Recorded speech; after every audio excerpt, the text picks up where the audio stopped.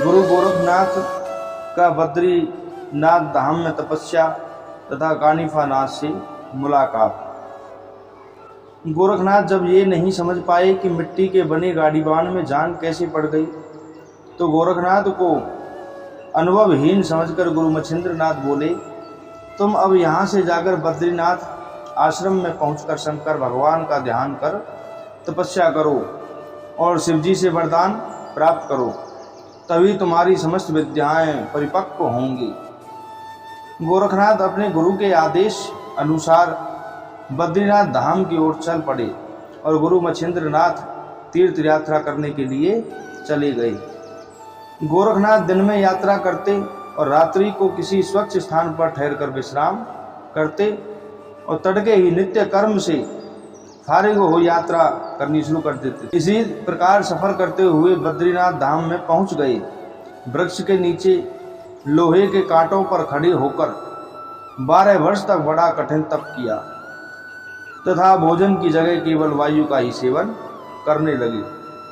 गोरखनाथ की कठिन तपस्या देखकर शंकर भगवान प्रत्यक्ष प्रकट हो गए और गोरखनाथ के सिर पर हाथ रख आशीर्वाद दे प्रसन्नता पूर्वक बोले, भक्तराज, अपनी इच्छानुसार वर मांगो, क्या चाहते हो?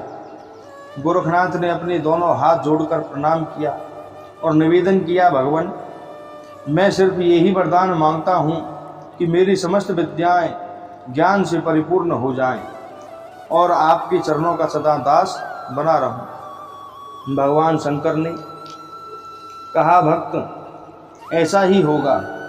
तुमने जो भी विद्याएं सीखी हैं वह तो परिपक्व हो ही जाएंगी। इसके अलावा और जो भी अनेक विद्याएं बाकी रह गई हैं, इनकी भी सिद्धि प्राप्त हो जाएगी। भगवान शंकर से वरदान मिलने के बाद गोरखनाथ ने तपस्या को परिपूर्ण हुई समझा और बद्रीनाथ धाम से चल दिए। तीर्थ यात्रा को चल पड़े। इनकी मनोकामना यही थी कि किसी प्रकार गुरुदेव के दर्शन हो जाएं। उन्हें ये ज्ञात नहीं था कि गुरुदेव किस तरफ निकल गए हैं। पहले ये जगन्नाथ धाम पहुँचे, फिर राजा गोपीचंद की राजधानी हेलापट्टन नगरी में घूम फिरकर पहुंच गए। कानिफानाथ योगी से मुलाकात। तभी उन्हें मालूम हुआ मेरे गुरुजी के गुरु भाई जालंधरनाथ योगी को यहाँ के राजा गोपीचंद्र ने एक गहरे गड्ढे में कैद करा रखा है।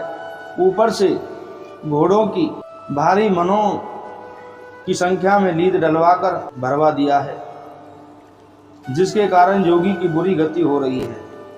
गोरखनाथ को पहले अपने गुरु की तलाश करनी थी, इसीलिए वे हेलापट्टन नगर से चल पड़े।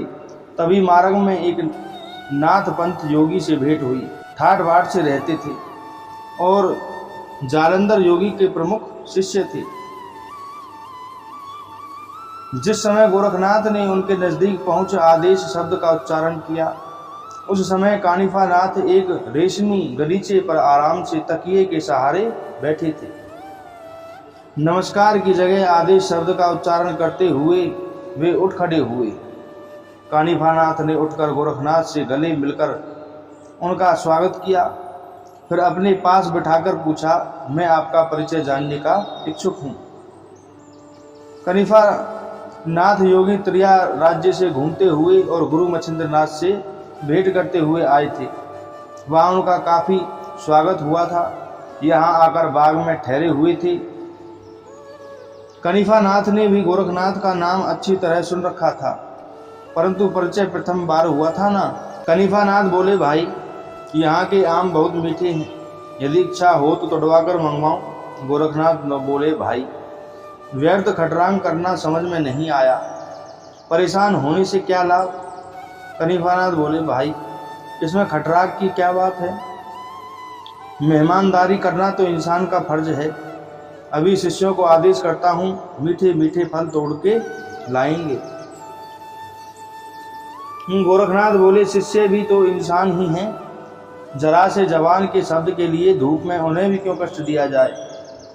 इस पर कानिफानाथ बोले, शिष्यों को भी छोड़ो, मैं अपनी विद्या के प्रभाव से यहीं आमों को मंगवा देता हूँ, फिर किसी को भी कष्ट उठाने की क्या आवश्यकता होगी।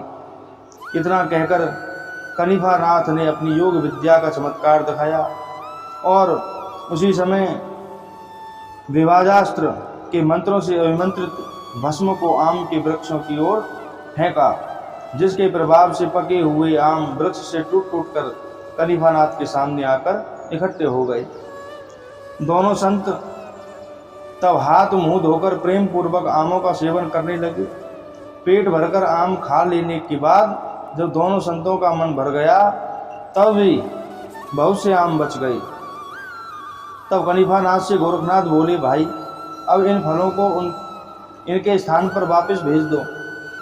इससे ये होगा कि फल ताजे बने रहेंगे, बासी करने से क्या लाभ। और वृक्ष भी जो बिना फलों के शोभाहीन हो गई हैं उनकी भी शोभा बढ़ जाएगी। गोरखनाथ की बात सुनकर कनिफानाथ बोले, कभी एक बार टूट जाने पर फल दोबारा वृक्षों पर लग सकते हैं क्या?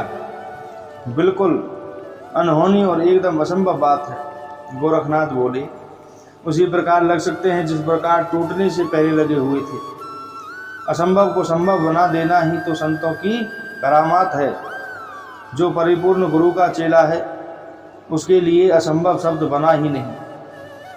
पूरे गुरु के चेले से तो ब्रह्मा जी भी थर थर कांपते हैं। गोरखनाथ की बात सुनकर कनिफानाथ ताव में भरकर बोले, पूर्ण गुरु के शिष्य ही परिपूर्ण होते हैं।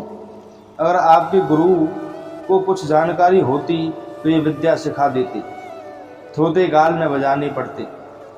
गोरखनाथ परिहास कर कनिफानाथ से बोले, फल तोड़ना जो जाने और लगाना न जाने उसे कोई पूर्ण गुरु का शिष्य कह नहीं सकता।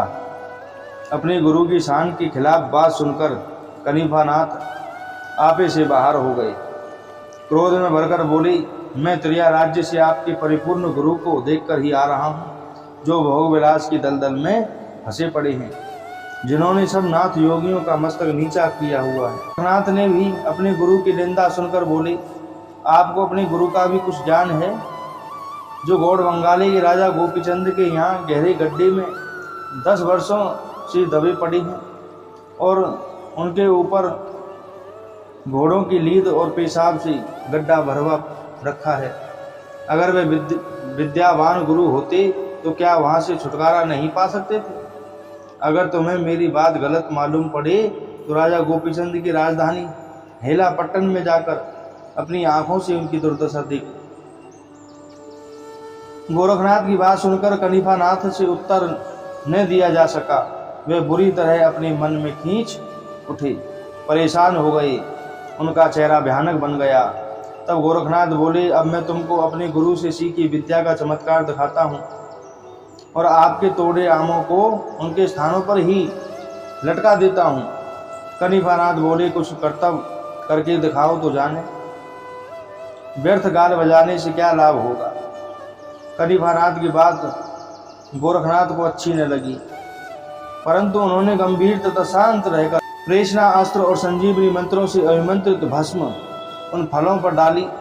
फिर क्या था, देखते ही देखते सब आम पक्षियों के समान उड़ उड़कर अपने अपने पेड़ों पर लटक गई। कनिफानाथ को गोरखनाथ का चमत्कार देखकर बड़ा आश्चर्य हुआ। गोरखनाथ से बोले, भाई मुझे आपकी विद्या बल की जानकारी मिल गई, अभी मुझे बहुत कुछ सीखना बाकी है और आपके मिलने से ये भी फायदा हुआ है कि मुझे अपने गुरु का पता चल गया है, जिनकी खोज में मैं वर्षों से परेशान था। कनिफानाथ की बात सुनकर गोरखनाथ विनम्र होकर बोले, भाई आपके मिलने से मुझे भी कम लाभ नहीं हुआ। मीठे मीठे आम तो पेट भरकर खाने को मिले ही हैं। आपके द्वारा मुझे भी गुरुजी का पता मिल गया, उनकी खोज में मैं भी जगह जगह भटकता फिर रहा था। इस प्रकार कहे दोनों प्रेम पूर्वक गले मिले और आपस में प्यार पूर्वक वार्तालाप करते हुए एक दूसरे से जुदा हुए। दोनों अपने अपनी गुरु की खोज में चल दिए। गोरखनाथ सोचते जाते थे किस प्रकार त्रिया राज्य में जाकर अपने गुरु को लाया जाए। कनिफानाथ अपने गुरु जालंधरनाथ को छुड़ाने को राजा गोपीचंद की राजधानी हेलापट्टन जा पहुँचे। बोलो गुरु मछिंद्रनाथ